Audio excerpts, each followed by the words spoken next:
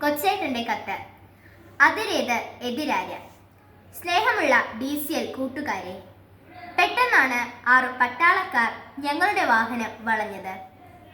Olive green കലർന്ന ഇരുണ്ട നിറത്തിലുള്ള യൂണിഫോമിൽ, കൈകളിൽ AK-203 റൈഫിളും ജാഗ്രതയുള്ള നോട്ടവുമായി അവർ ഞങ്ങളുടെ അടുത്തെത്തി.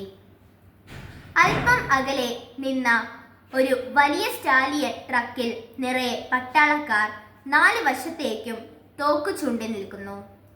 ഞങ്ങൾ എങ്ങോട്ട് പോകുന്നു, എന്തിനു പോകുന്നു, വാഹനത്തിലുള്ളവർ ആരാണ്, ആധാർ കാർഡ് എവിടെ തുടങ്ങി വിശദമായ പരിശോധനകൾ. എല്ലാം ഓക്കെ എന്ന് കണ്ടപ്പോൾ മുന്നോട്ടു പോകാൻ അനുമതി കിട്ടി. CMI സഭയുടെ ജമ്മു കാശ്മീരിലെ മിഷനറി വൈദികരെ സന്ദർശിക്കാനെത്തിയ വൈദികരായിരുന്നു ഞങ്ങളുടെ വാഹനത്തിലുണ്ടായിരുന്നത്. ജമ്മുവിലെ ലംബേരി ക്രൈസ്റ്റ് സ്കൂൾ സന്ദർശിച്ച ശേഷം നൌഷരയിലും രജൌരിയിലും പൂഞ്ചിലും ദഗ്വാറിലുമുള്ള വിദ്യാലയങ്ങളും മിഷൻ പ്രവർത്തന മേഖലകളും ലക്ഷ്യം വെച്ചാണ് ഞങ്ങൾ യാത്ര ചെയ്തത്. നമ്മുടെ മാതൃരാജ്യത്തിന്റെ നെറുകയിലൂടെ സൃഷ്ടാവിന്റെ വിസ്മയ നിർമ്മിതികൾ പോലെ ഉയർന്നു നിൽക്കുന്ന മഹാമേരുകൾക്ക് ചുവട്ടിലൂടെ, അഗാധമായ ഗർത്തങ്ങൾക്ക് മുകളിലൂടെ, വെൺകമ്പിളി പുതച്ചു കിടക്കുന്ന ഹിമമലകൾ കണ്ട് അതിശയിച്ചും മഞ്ഞുപാളികളിൽ നിന്ന് കൊടും തണുപ്പ് നുള്ളിക്കൊണ്ടുവരുന്ന ശീതക്കാറ്റിന്റെ തലോടലേറ്റ് കുളിർന്നും കുതിർന്നുമായിരുന്നു ഞങ്ങളുടെ യാത്ര. പ്രിയ കൂട്ടുകാരെ, ഞാൻ ഈ കത്ത് നിങ്ങൾക്ക് എഴുതുന്നത് വളരെ പ്രധാനപ്പെട്ട ഒരു കാര്യം നിങ്ങളുടെ ശ്രദ്ധയിലേക്ക് കൊണ്ടുവരാനാണ്. ലംബോരി മുതൽ ശ്രീനഗർ വരെയുള്ള ഇടുങ്ങിയ പാതയിലെ 320-ലേറെ കിലോമീറ്റർ ദൂരം താണ്ടാൻ 10-15 മണിക്കൂറെങ്കിലും വേണം. നമ്മുടെ രാജ്യത്തിന്റെ അതിർത്തി ഗ്രാമങ്ങളിലൂടെ ആയിരുന്നു ഈ യാത്ര. അഖ്നൂറും സുന്ദർബാനിയും സുരങ്കോട്ടയും പുൽവാമയും തലമണ്ടിയും തുടങ്ങി അതിസുരക്ഷയുള്ള അതിർത്തി ഗ്രാമങ്ങളിലെല്ലാം സമ്പൂർണ്ണ സജ്ജരായ നൂറുകണക്കിന് സായുധ സേന സദാ നേരവും കണ്ണിമ ചിമ്മാതെ കാവലിരിക്കുകയാണ്.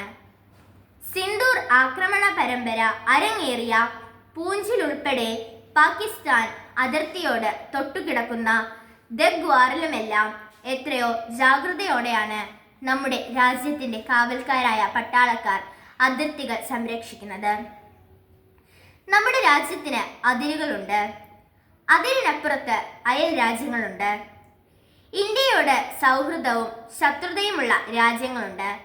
അതിനാൽ നമ്മുടെ രാജ്യത്തിന്റെ അതിരേത്, നമ്മോട് എതിരുള്ളവർ ആരെല്ലാം എന്ന് രാജ്യത്തിനറിയാം. അതിനനുസരിച്ചാണ് അതിരുകളിൽ സുരക്ഷാ സേനയെ വിന്യസിച്ചിരിക്കുന്നത്.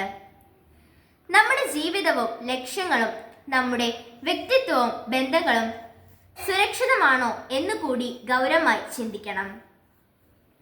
രാജ്യങ്ങൾ തമ്മിലുള്ള ബന്ധത്തിന് അതിരുകൾ ഉള്ളതുപോലെ നമ്മുടെ വ്യക്തിബന്ധങ്ങൾക്കും അതിരുകൾ വേണം.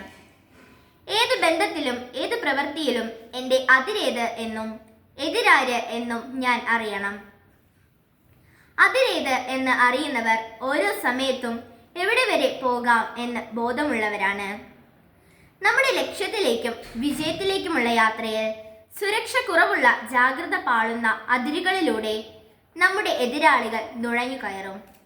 അവർ നമ്മെ നന്നാക്കാനല്ല, കൊള്ളയടിക്കാനാണ് വരുന്നത്.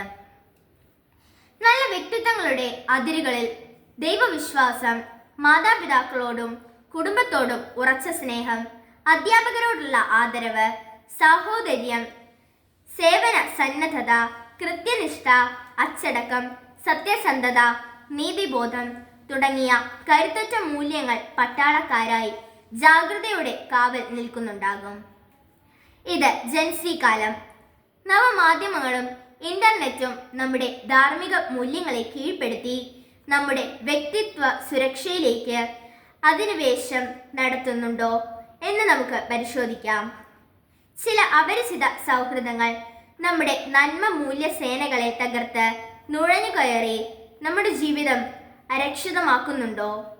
നമ്മുടെ ഉള്ളിലും കുടുംബത്തിലും ആഭ്യന്തര കലാപത്തിനു കാരണമാകുന്നുണ്ടോ എന്നും ശ്രദ്ധിക്കാം. എപ്പോഴും സ്വയം ചോദിക്കാം, എൻ്റെ അതിരേത്, എതിരാര്? ആശംസകളോടെ സ്വന്തം കൊച്ചേട്ടൻ.